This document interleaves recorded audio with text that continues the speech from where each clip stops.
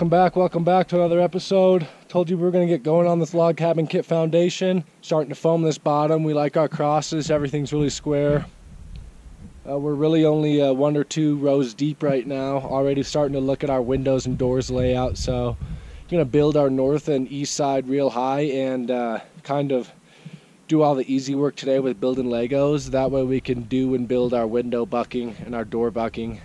Lay everything in there and build around that. Let's get to it.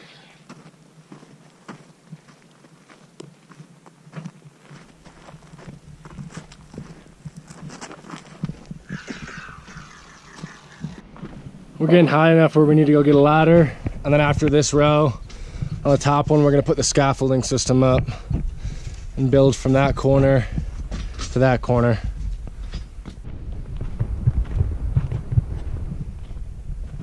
Putting rebar in every 36 inches, number 4, so put one in on that 3rd row. You have these clips, these forms are 8 feet, and these are kind of connectors that keep those 2 forms, the joints of 2 forms together and clamp it, makes everything strong. Another thing is there's a lot of arts and crafts with Nudura.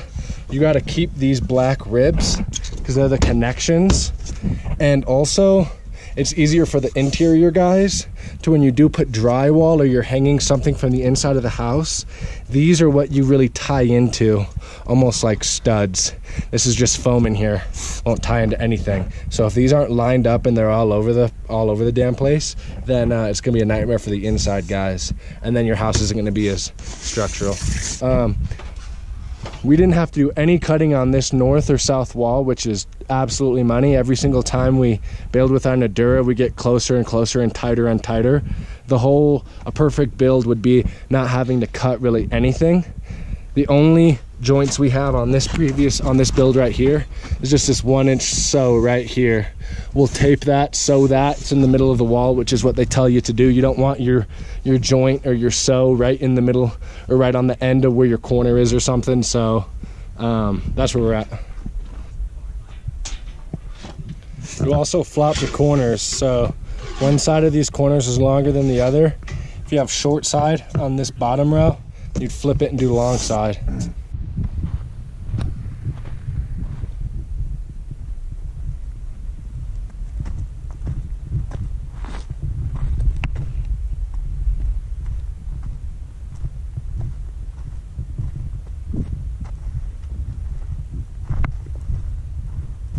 This is going to be a window right here. That's the egress window on the other side. So we're going to do all our door bucking. South wall has a bunch of windows. Just figured we'd get all the easy labor out of the way and build as high as we can. Put our scaffolding unit up on the sides that we know prints show that don't have any windows.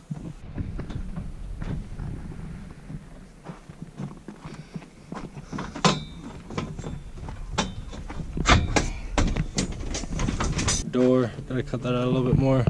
This one's gonna be a window. That time of the year. It's not even that time of the year, boys. September. Soup kitchen, that's what I call it. Bloody soup kitchen. Came a long way, looking real straight. Say that's about 700 feet. Boys just dropped the last manhole over there. Didn't show it because the drive was treacherous, but I just had to go down to the other southern part of the state and pick up 2 riser extensions because our manholes need to be 7 feet higher between the both of them. Got more material to pick up today, but trying to show you guys what the day in the life's looking like. Gonna go pick up this other riser still on the trailer. Boys try to stay warm and safe today. A lot of pipe left to lay.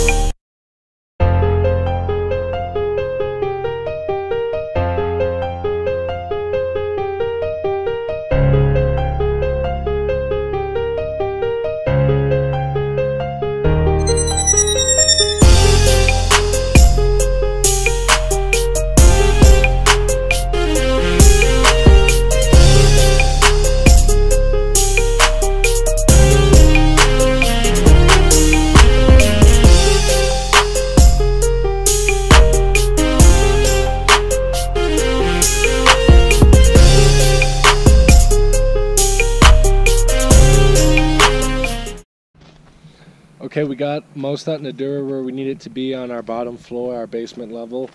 Now we're trying to build these window bucks. We like to actually find our dimensions, our cut sheets of our windows and doors, double buck them, build them before we install them inside of the Nudura. We just built one of them. We got 2 windows at 48 by 48, and then we got 2 windows at like a 36 by 42, and then 1 door. So there'll be 5 of these bucks on this bottom floor. Trying to get these all installed within the next week so we can pour our walls, go from there. Corner number 1, got a window right here, window right here, door right here. Just pop this bad boy in. That window, door, nothing. Window, just gotta set these 2 tomorrow. Set that 48 incher, not 48 incher.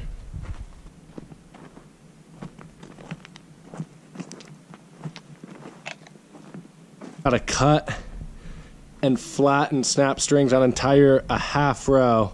Doing another foot to get to 8 feet tall. And I'm gonna go ahead and proceed to put these vertical dowels in, our vertical rebar. And then we'll finish that top layer of horizontal rebar, snap and cut, assemble and install that top foot layer that I just described to get to 8 feet. And then we'll set these 2 windows in, true and plumb everything up, make sure our alignment system's good, clean some shit up. That's where we're at, boys.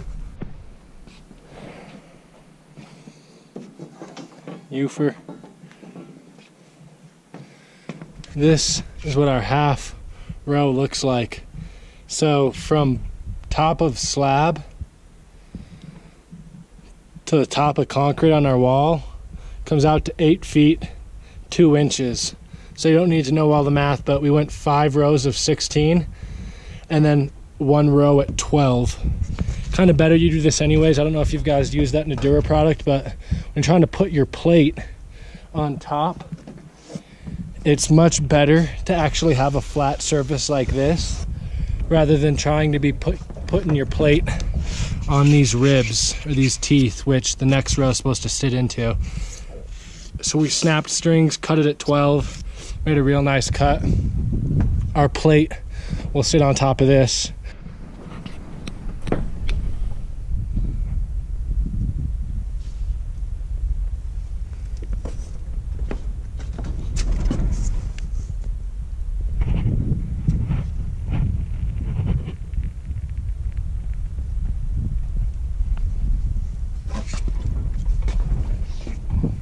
It'll be arts and crafts matching from this row. See how these are 2 different heights than what our 12 was? I cut this perfect because the top of this door buck was like 6 inches below our 5th form, and our windows are like 6 inches above our 5th form.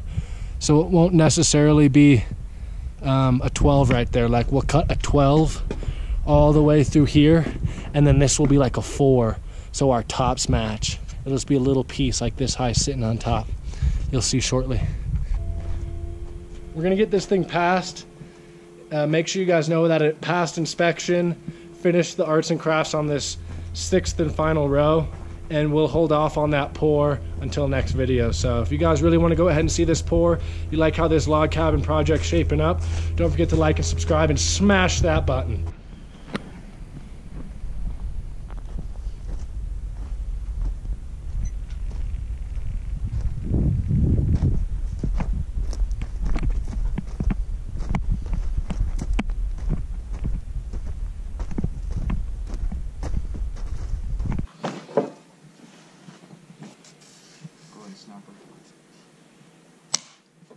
Red snapper.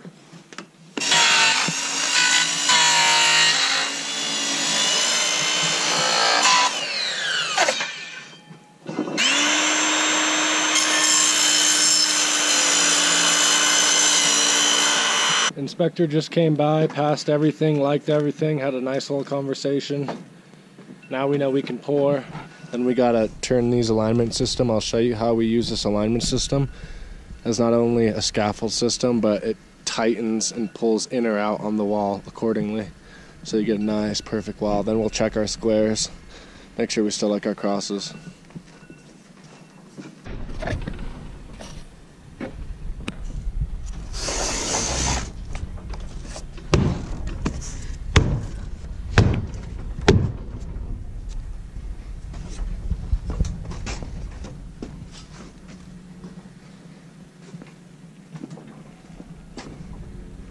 We pour these walls. We got this slab already kind of prepped, everything out of the middle. We'll take that alignment system out, clean up all this extra foam, start prepping on our slab. That'll be after we pour these walls. Modest size slab, pretty big for a couple guys. We'll get it done. Put some scabs to tie these. Foamed our windows.